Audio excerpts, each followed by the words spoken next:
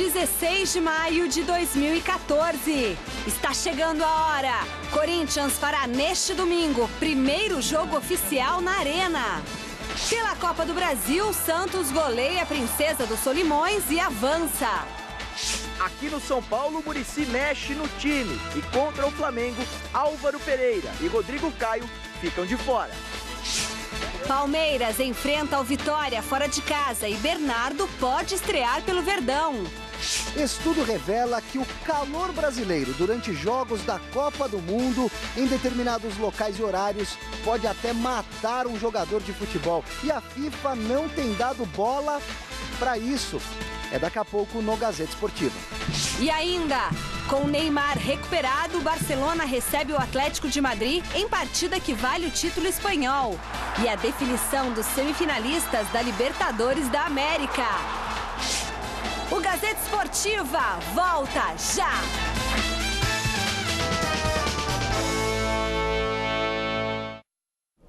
Olá, ótima noite de sexta-feira para você. O Gazeta Esportiva começa falando do Santos, que goleou a esforçada equipe do Princesa dos Solimões na Vila Belmiro e garantiu a classificação para a terceira fase da Copa do Brasil. O próximo adversário do Peixe vai ser o Londrina, em confronto que vai acontecer somente depois da Copa do Mundo. Veja como foi o jogo na reportagem de Adriano Dolfi. No gramado, onde brilhou um rei, um time do Amazonas, com Princesa no nome, tentou desafiar o favoritismo do Santos. Com poucos minutos, ficou muito claro quem era o dono da coroa. Geovânio para Gabigol. O atacante teve tempo de tirar o goleiro da jogada e abrir o placar.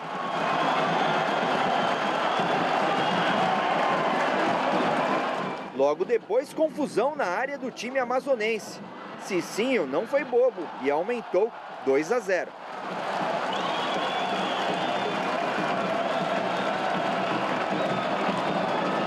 Mas de maneira surpreendente, Marinelson invadiu a área do Santos e tocou para Michel Parintins, que deslocou a Aranha e marcou o primeiro do Princesa na Vila.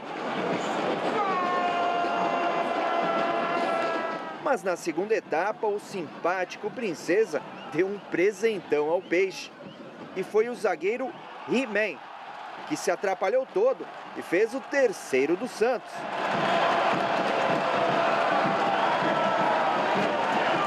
Aí foi a vez da zaga santista retribuir a gentileza. Delric diminuiu novamente.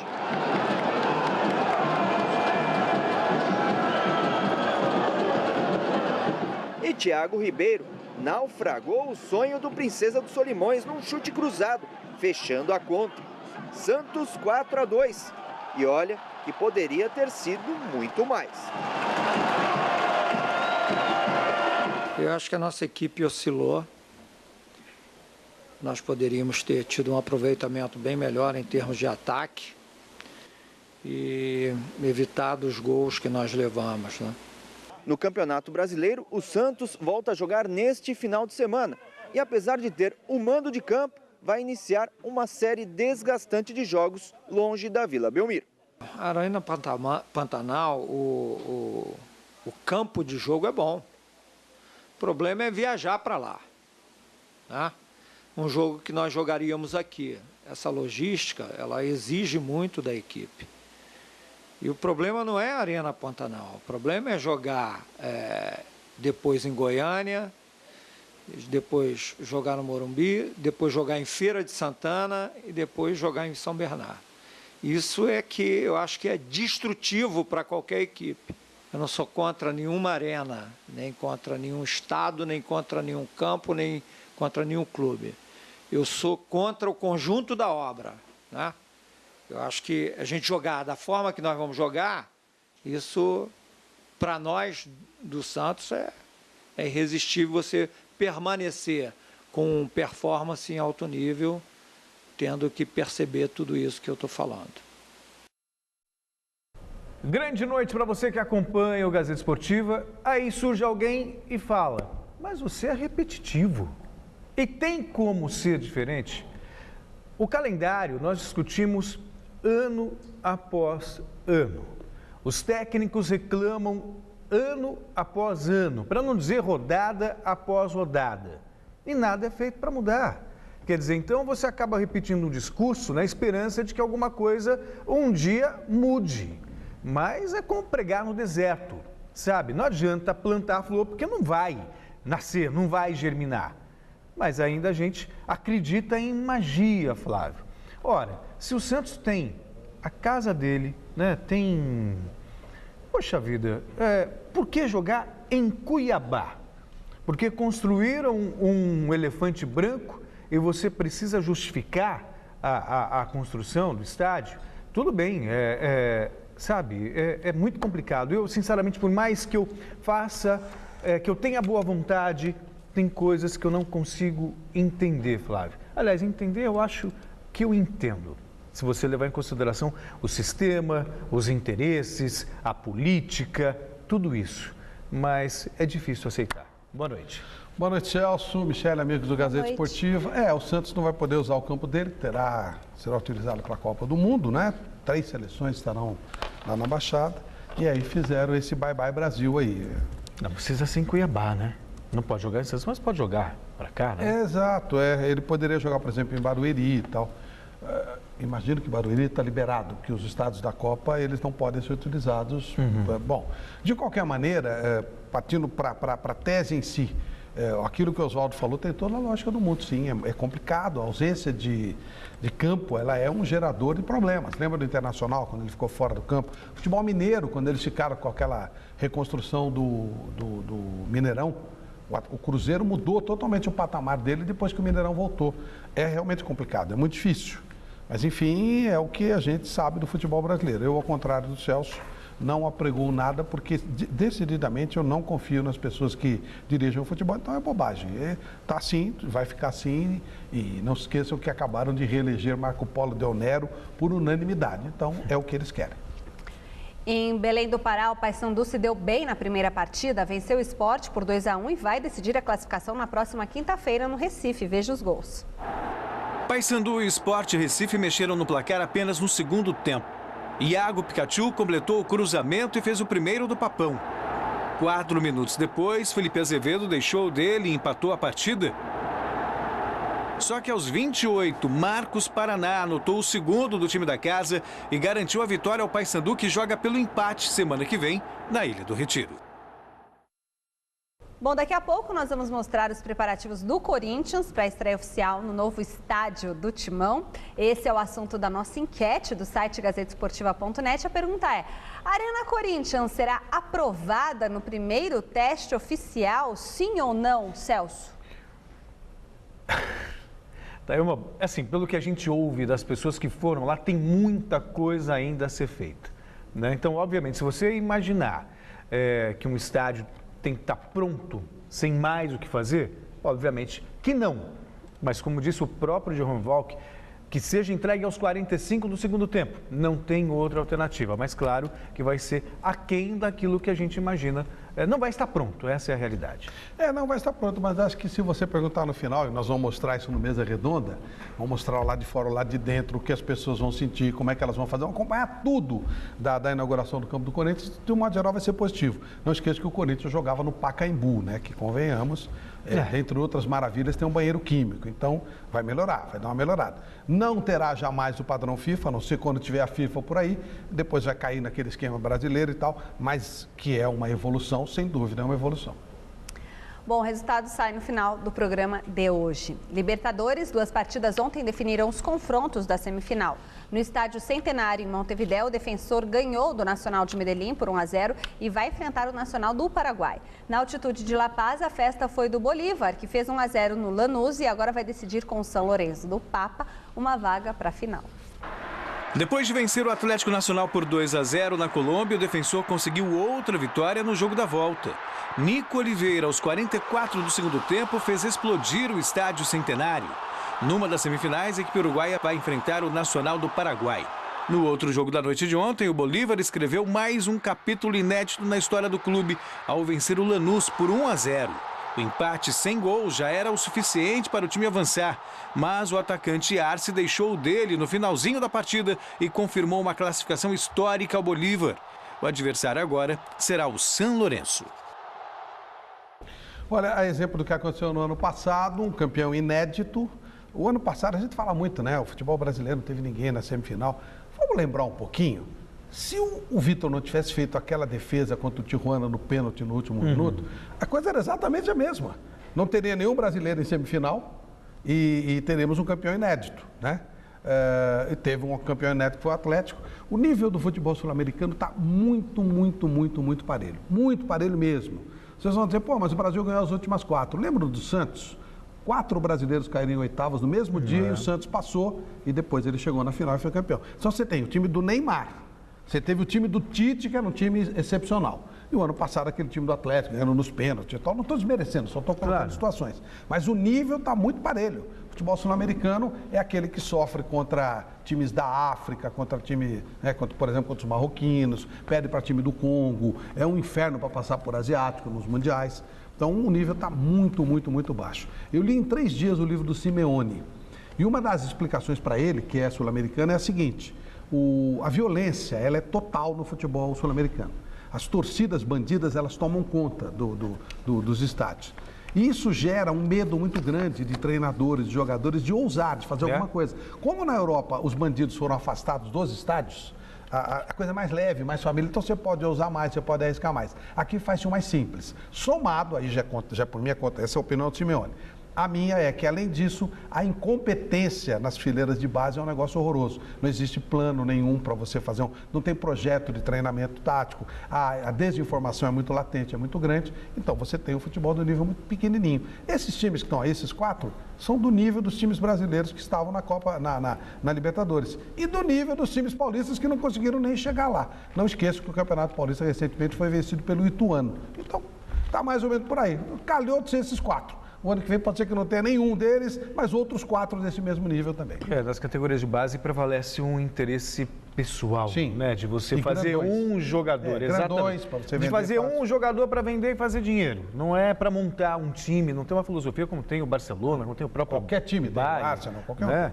Pois é, isso é muito triste. A gente está falando do futuro do futebol brasileiro. O futebol uruguaio padeceu desse mal. O futebol argentino está padecendo deste mal. Olha o campeonato argentino, olha o campeonato uruguaio, porcaria. A Argentina ainda teve com o Peckman um trabalho na base parecido com, em termos de seleção, que tinha, já faz um tempinho, né? Quer dizer, mas é uma decadência, digamos, recente. Só para concluir essa história da Libertadores da América, Bolívar e São Lourenço, Nacional do Paraguai e Defensor.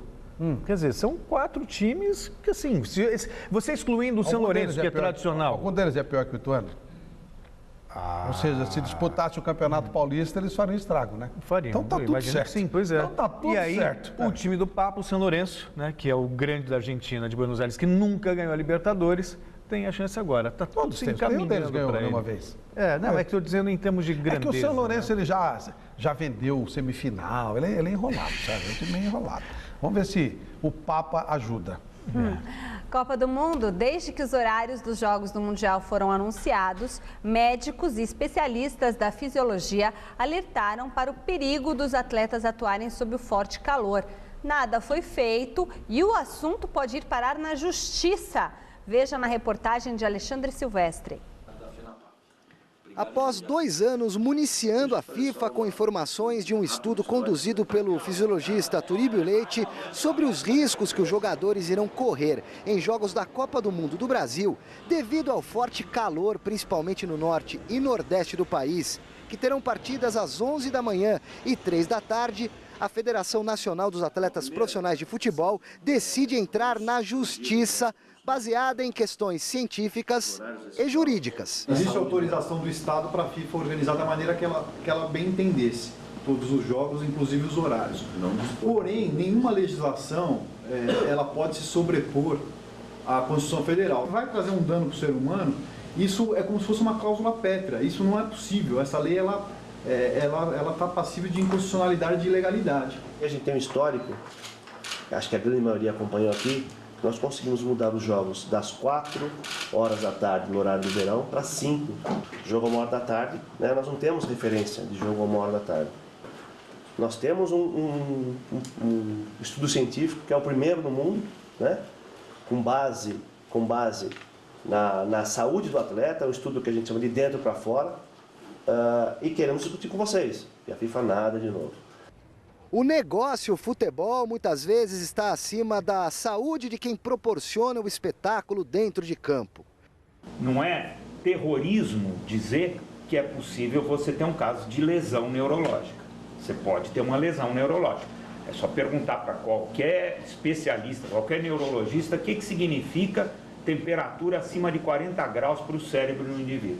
Isso, os resultados falam mais do que qualquer argumentação. Lesão neurológica pode ser o quê? Lesão neurológica pode você ter entrar em coma, pode ser até um evento aí de um acidente vascular cerebral, pode até haver um óbito. Pode. Já houve em Copa do Mundo? Não. No futebol? Não. No futebol, muitas vezes. O Dr. Turíbio chegou a essa conclusão simulando jogos em condições climáticas semelhantes às que os jogadores vão enfrentar durante o Mundial. Teve atleta que não baixou a temperatura nem com a parada técnica. Vocês veem aquele que está com a linha verde lá. Inclusive, olha lá o que aconteceu no segundo jogo. Ele já estava com quase 41 graus de temperatura central.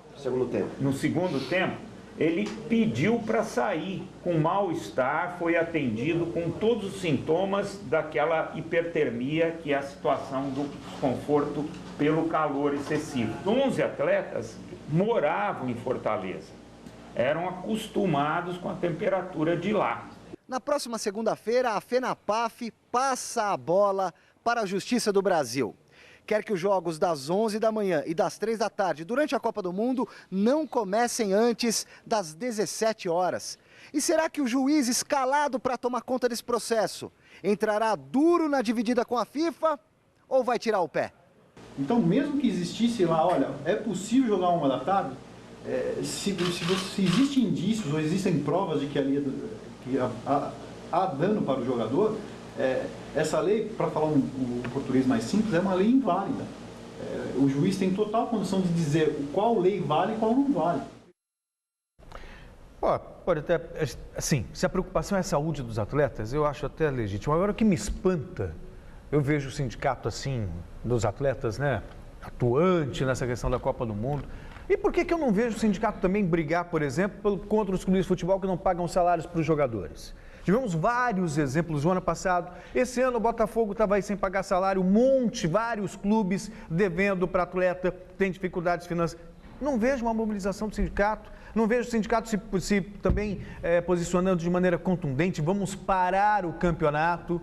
Aí, entrando contra a FIFA, não sabe? Me parece mais oportunista do que sensato, Flávio. Olha, o sindicato, quando teve o caso do bom senso, estava junto. E aí depois roeram a corda, o próprio pessoal do futebol resolveu tirar o pé. Eu tenho muito respeito pelo doutor Turíbio. Não, também tenho. O doutor Turíbio é um cientista. Agora, o Brasil vendeu tudo para a FIFA, não acontece coisa nenhuma. E não é o primeiro campeonato que está debaixo de sol muito forte, não. México em 70, México em 86. A final do Brasil e Itália em 94, foi feito na boca do inferno. Até hoje eu tenho dor de cabeça por causa daquele jogo. Nossa, estava 100 graus de temperatura no estádio fedorento, feio pra cacete, igual aquele estádio de Pasadena. Tem essa história também de estádio bonito, passar vergonha. O estádio de Pasadena, onde o Brasil jogou a final da Copa do Mundo, era um lixo. Uma porcaria de estádio. Aliás, a Copa dos Estados Unidos foi um dos maiores lixos que eu vi na minha vida. Tenda, um negócio horroroso. Então, jogos a um calor excessivo. Hoje. Não, cara, no meio do deserto. O jogo foi em Los Angeles, no meio do deserto. Então, tem muito mais. E a FIFA, ela sempre leva vantagem. A FIFA sabe com quem ela conversa. Ela está tudo acertadinho, está todo arreglado. O discurso eu acho legítimo. Eu acho que ele tem boa intenção. Mas eu só não acho que também tem outras coisas que muitas vezes eu vejo o sindicato omitindo.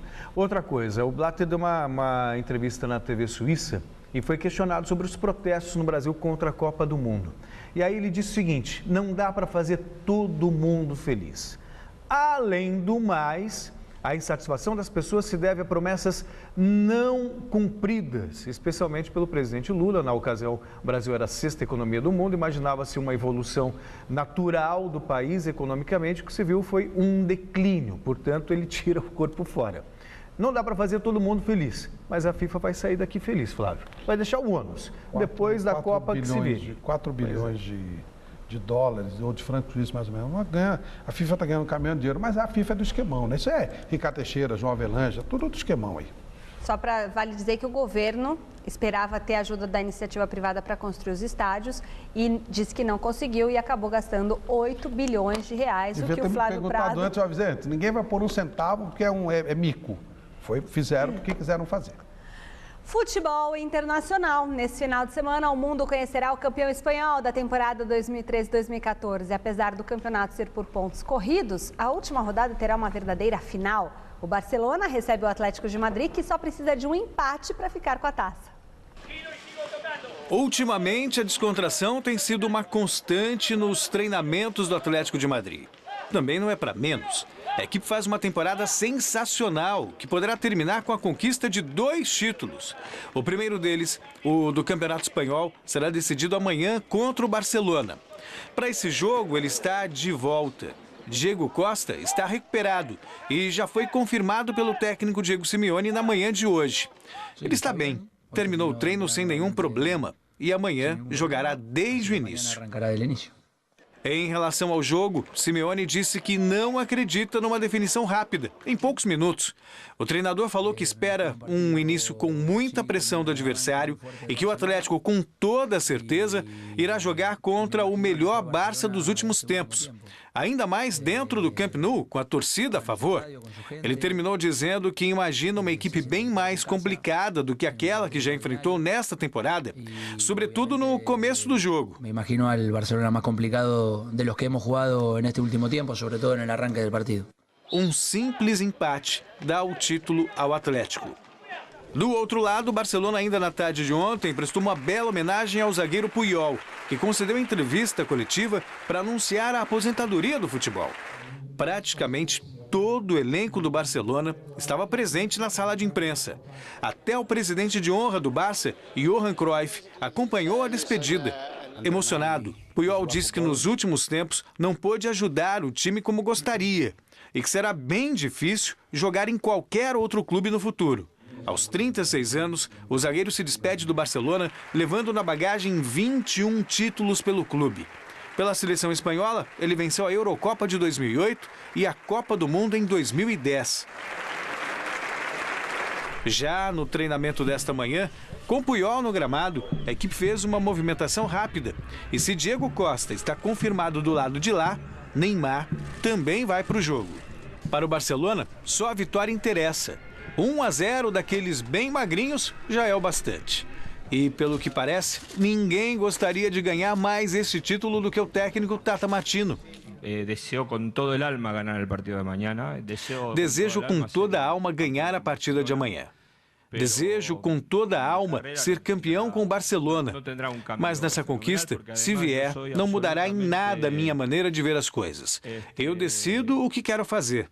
Nenhum título irá me modificar como pessoa, seja ele o primeiro ou o último. Não deixo isso conduzir a minha vida. Por isso, nenhum título vai fazer com que eu mude, disse Martino. Barcelona e Atlético de Madrid se enfrentam amanhã no Camp Nou, à 13h, horário de Brasília. O jogo é espetacular. O Atlético de Madrid teve tudo para ser campeão no final de semana, não conseguiu. São características diferentes. O Atlético de Madrid é um time que trabalha na motivação extrema, plena do Simeone. Ele é um motivador, mas ao extremo. O trabalho dele em cima de motivação. E vai ser duro tirar aquela possibilidade. Poxa, o título estava na mão no domingo, agora vem o Barcelona sendo superior. Mas este ano ele encarou o Barcelona em todos os jogos. Então vamos ver. A volta do Neymar é positiva. O Barcelona joga muito pelos lados do campo. O Tata não conseguiu, obviamente, manter o nível do Guardiola, seria impossível. Mas ele ainda conseguiu achar uma possibilidade do Barcelona chegar. O Atlético ele veio melhor no campeonato, mas uma decisão no Camp Nou eu não consigo ver outro que não o Barcelona como favorito. Embora é um jogo decisivo e aí não dá para você imaginar nada assim para ver. Mas eu acho ainda que o Barcelona vai levar o título. E aí eu procuro pautar o meu trabalho com isenção, Flávio, mas admito que dá uma dor no coração do Atlético de Madrid depois de uma temporada fantástica perder o título. É claro que se a gente fizer olhar para trás, em todos os jogos entre Barcelona e Atlético de Madrid na temporada, se não me falha a memória, o Barcelona não venceu nenhum. Não, 4 empates e uma vitória do Atlético. Exatamente, quer dizer, e um novo empate dá o título ao Atlético de Madrid. Só que o jogo é na casa do Barcelona, o Neymar vai para o sacrifício, na verdade, tá pensando ele vai na Copa sacrificar, do mas Mundo. também acho que nem tanto, porque vai pensar na Copa, né? Mas vai para o jogo. Quem paga o salário dele é o Barcelona, hein? Então tem que ir para o jogo. Não é a seleção brasileira. E já teve até jogador lá que foi, torcedor cobrou o jogador do Barcelona. Mesmo, pô. Porque vai tá ter se que jogar poupando para a bem, Copa do senão Mundo. tá perdido. Dá tudo, dividir, seja o que der. Exatamente. Então você tem aí o Barcelona jogando Camp Nou, tem mais time que o Atlético. O Atlético tem um conjunto muito forte, mas enfim, eu acho que o Barcelona é favorito também. Infelizmente, porque eu estava torcendo para o Atlético de Madrid conquistar esse título. Ih, vai dar Atlético. Se der, vou ficar muito feliz se der Atlético. Ele falou que vai dar Barcelona. Então, é o favorito. Outra coisa, então o Tata Martino, ele estava com um discurso de despedida. Na verdade, o que ele quer mesmo é se despedir com o título, porque ele foi muito criticado. Um novo nome, inclusive, já tem sido muito especulado pela imprensa espanhola, que é o do Luiz Henrique. Já saiu do Celta hoje. Pois é, e deve ser um novo treinador do Barcelona. Ele tem muito a cara do Barcelona, trabalhou na base, levou para Roma a característica do jeito de jogar do Barcelona.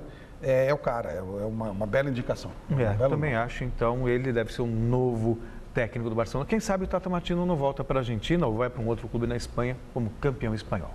Basquete, a série da semifinal entre Paulistano e São José está empatada. Ontem a equipe do interior igualou em 1-1 o confronto ao bater o time da capital por 83-78 em São Paulo. As equipes voltam a se enfrentar no próximo domingo. Daqui a pouco, às 8h30 da noite, tem Mogi e Flamengo em Mogi das Cruzes. A série também está empatada em 1-1. Olha, você pode interagir com a nossa equipe pelo Twitter, @gazesportiva, tá bom? E quero também falar do nosso blog no site gazetesportiva.net, o blog do Celso Cardoso, na cara do Gol. Na cara do gol, o blog do Flávio Prado, no Mundo da Bola. Isso. E o meu blog no site gazetesportiva.net. Bela jogada, a gente espera a visita de vocês, tá certo? Quero mandar um beijo bem grande, bem caprichado pro Antônio, taxista palmeirense. Seu Antônio, um beijo para o senhor, ele está lá na Vila Santa Catarina, Jabaquara, assistindo ao Gazeta Esportiva, sabe do Bruninho, sabe da minha vida toda. Seu Antônio, um beijo grande, vou um dia pegar um táxi com o senhor, tá bom? E o Matheus Silva, Matheus, filho da Fátima, um beijinho para você, viu? Veio um dia me conhecer. Domingo, a partir das 9h30 da noite, tem Mesa Redonda Futebol Debate com tudo que vai rolar na rodada desse final de semana do Campeonato Brasileiro. Tem a estreia oficial do Corinthians na nova casa e nós estaremos lá mostrando tudo tintim por tintim para vocês.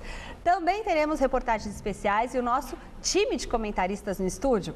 Convidados são o ex-goleiro Sérgio e o meia Jadson do Coringão. Você vai estar aqui comandando essa galera toda, né, Flávio? Vai ser olha, tem muita matéria especial programada, mas muita coisa mesmo. É imperdível, além de todos os jogos importantes de todas as grandes equipes. Mas o movimento Cidade de São Paulo vai ficar diferente a partir do próximo domingo, que você vai ver em detalhes no Mesa Redonda. A Série B teve uma partida adiada neste final de semana. Mesmo com a greve da Polícia Militar do Recife encerrada na noite de ontem, a CBF decidiu alterar a data do jogo que iria acontecer entre Náutico e Vasco para o dia 6 de junho. Confira a rodada que tem um jogo hoje e mais 7 amanhã. Daqui a pouco, às 9 da noite, o Paraná Clube enfrenta o Boa Esporte. Amanhã, às 4h20 da tarde, a Portuguesa encara o América de Natal. Em duelo nordestino, o Icasa tem pela frente o Santa Cruz. O Avaí tem compromisso com a equipe do Ceará. O América Mineiro faz o confronto diante do Vila Nova, enquanto que o ABC de Natal enfrenta o Sampaio Correia. Às 9 da noite, o Atlético Goianiense pega o Joinville e, no mesmo horário, o Luverdense recebe o Bragantino. Passando por uma situação complicada dentro e fora de campo, a Portuguesa enfrenta o América de Natal amanhã no Canindé. O repórter Osmar Garrafa acompanhou a preparação da Lusa. Confira. Ainda sem vencer na Série B, a situação da Lusa não é nada confortável na competição. Nesse momento, com apenas 2 pontos em 16 disputados, a equipe está na penúltima colocação e, consequentemente, na zona de rebaixamento. Mas para o técnico Argel Fuchs, ainda há tempo para a reabilitação. Precisamos fazer o dever de casa. Então nós temos 6 jogos até a parada da Copa do Mundo. Então a conta é bem simples e bem direta. Nós temos 4 jogos em casa e 2 fora. Então nós temos que ganhar esses 4 jogos em casa, a começar por sábado. Se reabilitar é possível, então a ordem por aqui é uma só: vencer o América de Natal amanhã no Canindé. E para isso, Argel apresenta algumas novidades na formação. A entrada do goleiro Tom como titular é uma delas. Nós vamos dar uma oportunidade para o Tom, né? Como o Glebson também tem a nossa confiança, foi bem, teve oportunidade. Nesse momento nós entendemos que é uma oportunidade para dar para o Tom. Um jogador que foi bem, fez um campeonato paulista legal, teve um jogo com o São Paulo lá no Morumbi que ele foi muito bem. Está tendo a sua oportunidade. A gente trata aqui todo mundo igual, né? Quem estiver bem vai jogar no momento, quem não estiver bem vai trabalhar um pouquinho mais e vai aguardar uma oportunidade, vai ter essa oportunidade. Além de Tom, Argel já vai poder contar com o recém-contratado Luciano Castan, que hoje treinou entre os titulares e com documentação regularizada vai para o jogo. Deu tudo certo, né? A burocracia toda ali por fora de campo deu tudo certo. Agora é corresponder dentro de campo, né? A expectativa. Sabemos que a Portuguesa tem que ganhar sábado e o trabalho está sendo forte, está sendo intenso para que sábado possa estar tudo certo e a gente saia com a vitória. O Castan é um jogador importante, né? Nós trouxemos uma ala esquerda que está acostumada a jogar junto, né? Que é o Eduardo, lateral esquerdo, e o Castan. Os dois jogaram junto no São Bernardo, né? Então você vê que a gente está mudando, a gente está montando a nossa equipe. A grande verdade é que a gente está trocando pneu com o carro andando, né? A Portuguesa já está pronta para a partida de amanhã. A única dúvida está em ter ou não Argel dentro de campo. O treinador está suspenso com 4 partidas e o departamento jurídico do clube trabalha para até o final do dia conseguir um efeito suspensivo. Deve estar saindo efeito suspensivo hoje ainda. Acredito que a gente vai poder trabalhar, né?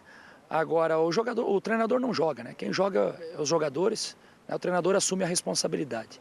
Então, independente de eu estar no banco ou não, eu tenho certeza que os jogadores vão fazer uma boa partida, né? A equipe está concentrada, está focada para buscar um bom resultado. Uma informação, o Everton, que foi vítima daquela mutreta que foi feita ano passado para a Portuguesa sair, gente de dentro da Portuguesa vendeu a primeira divisão para que ficasse Fluminense ou Flamengo. Como foi vendido, o nego levou dinheiro lá dentro da Portuguesa para fazer isso e usaram o Everton como bode expiatório. Ele entrou com uma ação contra a Portuguesa de 13 milhões de reais por danos morais e, além disso, para receber 3 meses de salário, 13º, luvas, que nem ele nem ninguém recebeu no ano passado. O técnico recebeu, o jogador não recebeu, ninguém recebeu nada. Fez ele muito bem, ele foi usado. E a Portuguesa passou da hora, seu Elido Líquido, de dizer quem foram os bandidos que venderam a Portuguesa. O senhor sabe quem recebeu dinheiro. Por que o senhor não fala, hein? Por que essa conivência? A propósito, porque também não tem intervenção do Sindicato dos Atletas nessa questão também dos atrasos salários na Portuguesa. A propósito, um telespectador... O telespectador nosso nos informa aqui via Twitter que os jogos da Série A2 e Série A3 são disputados às 10 horas da manhã em pleno verão. Também é um horário estranho. Tem que tirar. A greve da Polícia Militar, que aconteceu nesta semana no Recife, não prejudicou só a Série B. No Brasileirão, a partida entre Sport e Bahia, que ia ser realizada no domingo, na Ilha do Retiro, foi adiada para o dia 4 de junho. Nos demais estados, a bola vai rolar. Confira onde e contra quem o seu time vai jogar.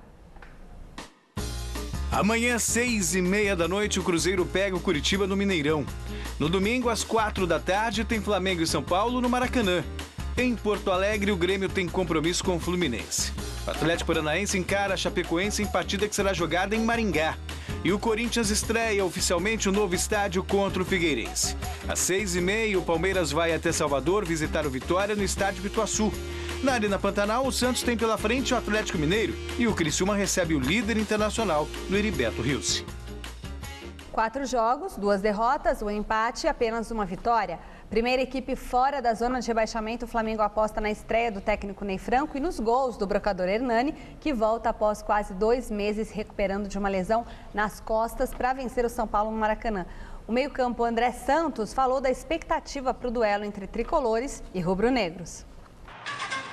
O Flamengo tenta se recuperar das sequelas deixadas pela derrota para o arquirrival Fluminense no último final de semana. Uma consequência desse tropeço foi a saída do técnico Jaime de Almeida, que deu lugar para Ney Franco, que estava no Vitória da Bahia. Acho que o trabalho com o Jaime foi bem feito, acho que conduzido, agradecer a ele, né, que foi um excelente profissional enquanto esteve aqui. mas eu acho que nós profissionais a vida segue. Acho que temos que olhar para frente. Chegou um grande profissional, um vencedor, que é o Ney Franco. É um cara muito alinhado, um cara muito bacana e já tem mostrado aí a cara dele que é trabalhar bastante. Cara totalmente aberto, diálogo, conversa bastante com a equipe, para bastante, fala, organiza, cobra. Então acho que quando você chega um treinador assim, dá para você entender bem o que realmente ele quer passar para você, para que você possa dentro de campo estar fazendo o melhor possível pela equipe. E o primeiro desafio de Ney Franco no comando do Flamengo será encarar o São Paulo no Maracanã. É uma equipe qualificada, tem um grande elenco, o São Paulo é um grande time a ser jogado, sempre muito forte, faz grandes equipes no Campeonato Brasileiro. Vai ser um jogo muito difícil, um jogo complicado, mas temos aí alguns dias para trabalhar que antecedem a partida para que a gente possa chegar muito forte no domingo e buscar os 3 pontos, que esse é o nosso principal objetivo para estar subindo na tabela. No São Paulo, o técnico Muricy Ramalho acerta os últimos detalhes da equipe para o reencontro com o Ney Franco. As informações do Tricolor com Felipe Sboril. Aqui no São Paulo é assim, Muricy pega no pé, cobra, quer a perfeição do time, que nos últimos 6 jogos fez 12 gols, mas não vence há 3 rodadas. Foram 3 empates consecutivos. O nosso time melhorou muito. Nos últimos 3 jogos a gente teve muito mais posse de bola que o adversário. Isso aí é fruto de pessoas que pensam que é o meu campo. Então a gente está respeitando as características dos nossos jogadores, né? E a gente não vai mudar a nossa maneira de pensar, não. A chance de mudar esse quadro acontece domingo, na partida contra o Flamengo no Maracanã. Justamente nesse jogo, o treinador são paulino vai mexer na equipe. Sai Rodrigo Caio e Álvaro Pereira. Entram Reinaldo e Lucão. Mudanças que no Campeonato Brasileiro, por isso que quando a gente fala de plantel, ele é uma coisa repetitiva, mas não tem outra, porque o campeonato é muito longo e vai perder jogadores de contusões, seleções, então... Mas está dentro do normal, as mudanças dentro do que a gente tem. Outro que também retorna ao time é Alexandre Pato. Muito elogiado por Muricy, que fez falta ao time no clássico contra o Corinthians. E como jogador, realmente é muito bom jogador. Infelizmente não pôde jogar, o último jogo se interrompe um pouco. Mas é um jogador que com poucas coisas que você fala já ajuda muito, né? Com o time já pronto para o final de semana, o São Paulo se dá ao luxo de pensar no futuro e definir como serão as coisas para daqui a um mês. Enquanto a Copa não chega, a programação já está praticamente pronta. No período do Mundial, o São Paulo vai viajar para os Estados Unidos. Fica por lá cerca de 12 dias e 2 amistosos estão praticamente confirmados. Eu cheguei um pouquinho aqui atrasado justamente por causa dessa viagem aí, porque era dando dor de cabeça a viagem aí. Não é fácil, não. A gente tá ali, porque tem negócio de datas, essas coisas todas, mas... E a gente está planejando bem, porque a gente não pode... Nós não vamos para Orlando ver o Pateta, o Mico, esses caras. A gente vai para trabalhar. O time vai trabalhar, mas terá um tempinho para ir às compras, conhecer os parques e se divertir. Coisa que o professor nunca fez por lá. Nunca fui, né? A minha família acho que já foi umas 15 vezes. Até brinco com eles, que um dia o Pateta vai chamar o Mico e falar, é brincadeira, cara, vocês vêm aqui não é brincadeira. Eu não sei como é que eles vão tanto no mesmo lugar. Cara. E já fui para lá, mas quando eu vou, eu fico no hotel, eu fico no parque, mas nunca fui na Disney, não me chama a atenção, diz que é bonito e tudo, né? Mas realmente a gente vai lá para uma outra coisa e os jogadores entendem isso, a gente não vai para passear, não. Para de ser durão, Muricy. Será um encontro animado com o pessoal da terra do Mickey. Quem sabe lá o Pato daqui faça uma amizade com o Donald de lá. 1, 2, 3, 4. Alto, cima, alto, cima, alto, cima, alto, cima, cima. Não tem como não rir, né? O Celso estava dançando aqui, ele adora isso. Não estava dançando, não. Tava. Mas que figura. Mandou bem o Sboril, que o Pato, acho que daria um belo encontro. Aliás, o Muricy tem esse jeito durão, tal. Ninguém vai lá para ver o Pateta. ninguém vai para ver o Pato Donald. Mas também não teria mal nenhum na folga Ué, não fazer vai ter um dia de folga Disney. lá? Pois é. Ué, vai ter que passear. Vai fazer o quê? Ficar no quarto? Não teria nenhum problema. São Paulo pode muito bem conciliar as duas coisas, se der certo mesmo nessa excursão para Orlando em plena Copa do Mundo.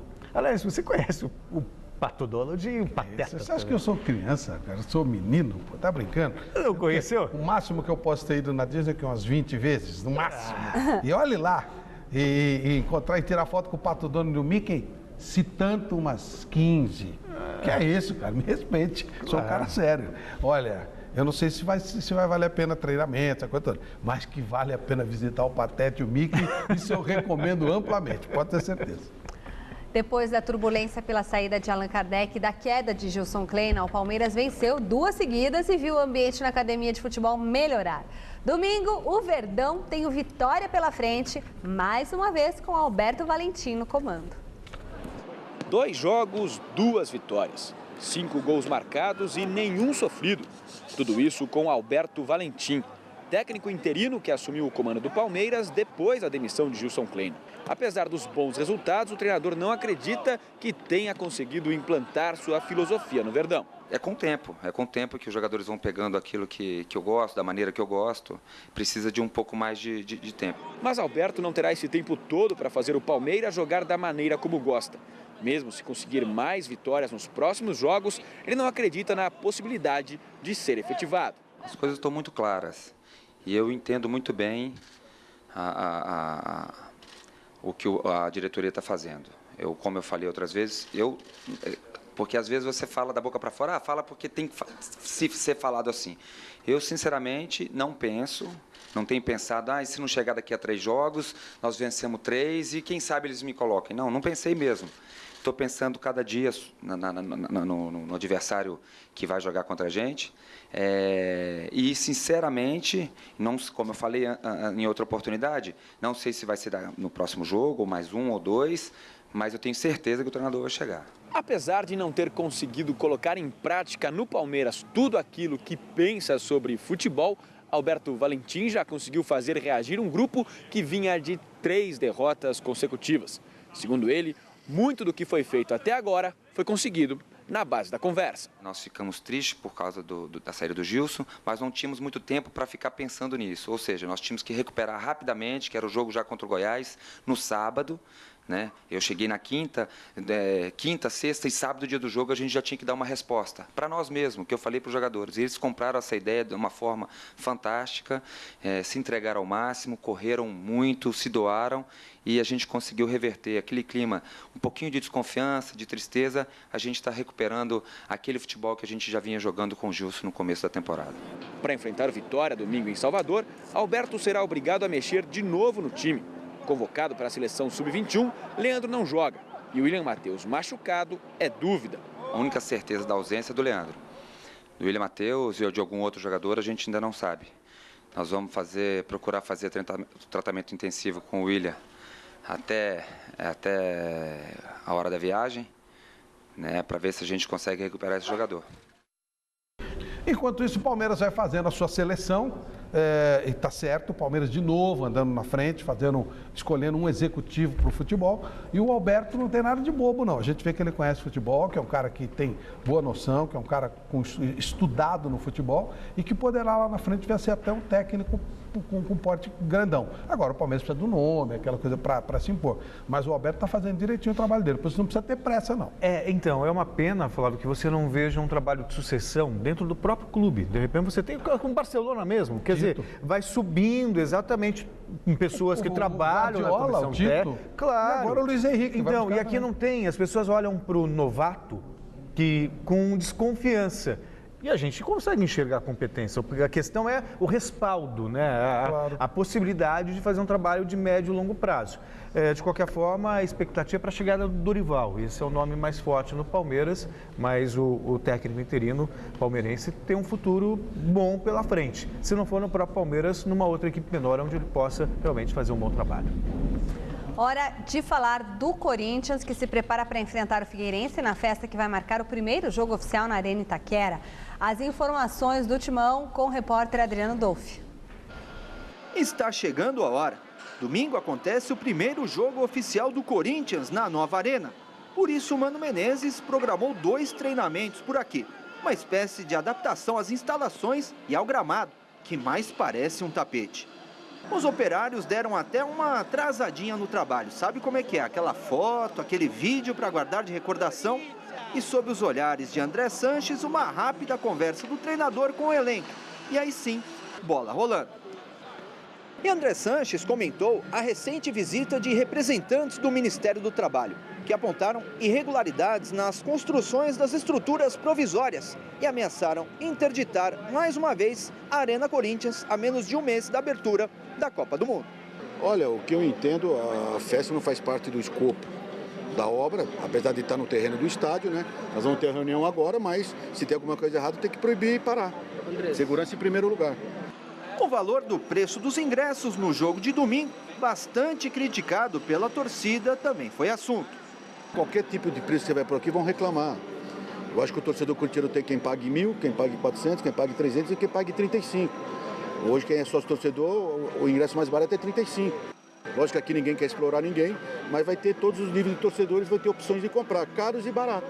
E vocês repensam isso depois da Copa? Vão sentar de novo para repensar os setores, ainda mais com a provisória estando liberada, enfim? Quando a provisória estiver liberada é outro cenário. Vamos estudar, mas eu acho que R$35 por sócio torcedor não está caro. Ingresso com preço salgado para ver o Corinthians em campo com o mesmo time no empate com o São Paulo e uma alteração. Renato Augusto na vaga de Petros. A gente comentava aqui no começo do programa a possibilidade não vai estar tudo pronto, mas isso é uma outra questão. Tem um outro lado, o Corinthians esperou mais de 100 anos para ter sua casa própria e finalmente o time principal vai poder jogar em seu estádio. É a realização de um sonho. Claro que as pessoas pensam na Copa do Mundo.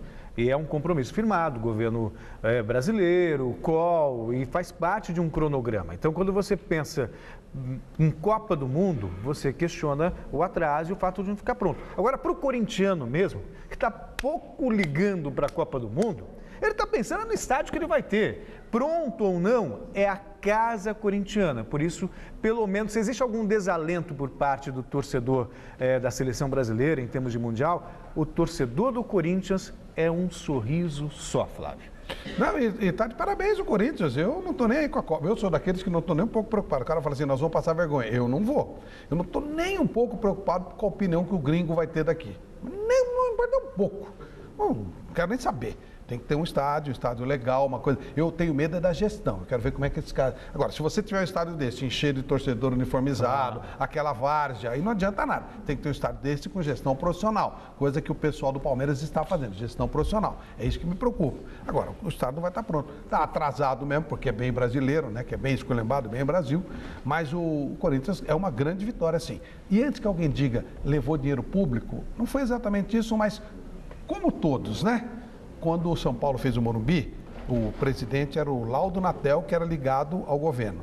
E o terreno foi doado pelo Ademar de Barros, aquele das caixinhas, sabe? Que levava dinheiro quando estava no governo. Ou seja, todo mundo levou alguma coisa. E os CTs? Não são também dados pelos governos? Ô, Celso. Ninguém pode falar de ninguém. Flávia, a confusão pode ser, na época de Copa, manifestação igual ontem, tiveram as manifestações lá perto da arena do Corinthians e os torcedores do Corinthians, tudo perto protegendo o estádio, né? Aí pode ser uma confusão daquelas.